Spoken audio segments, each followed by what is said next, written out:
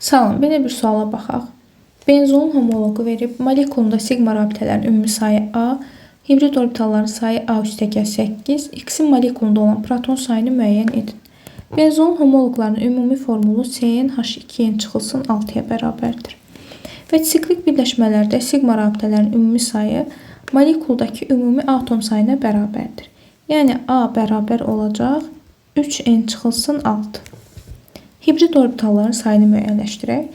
Demək, benzolun homoloqlarında bilirik ki, benzol həlqəsi vardır və bu benzol həlqəsində bütün karbon atomları sp2 vəziyyətindədir. Yəni, burada 6 karbon var və 6 karbon da sp2 hibrid halındadır. Onda əgər 6 dənə karbon sp2 halındadırsa, yerdə qalan, yəni N-in 6-sı isə sp3 hibrid vəziyyətində olacaq. Bu zaman hibrid orbitallarımızın sayı burada 6 vurulsun 1s2p, yəni 3, 18 dənə buradadır. Burada 4'ü vururuq N-ə, 4n çıxılsın 24 də burada cəmi edir 4n çıxılsın 6. Yəni biz nə tapdıq? A bərabərdir 3n çıxılsın 6, A üstəgəl 8 də bərabərdir 4n çıxılsın 6. Biz gətirib A-nın bu qiymətini burada yerinə yazırıq.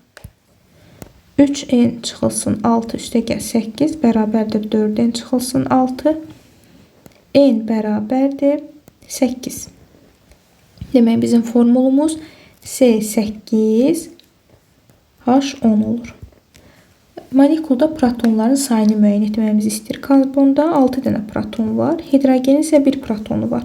Onda proton sayı bərabərdir 6 vurulsun 8. Yəni karbonun proton sayını vururuq molekulundakı atom sayına, yəni karbon atomlar sayına 6 vurulsun 8 üstəgəl 1'i vururuq 10'a edir 10, cəmi 58 dənə proton olmuş olur.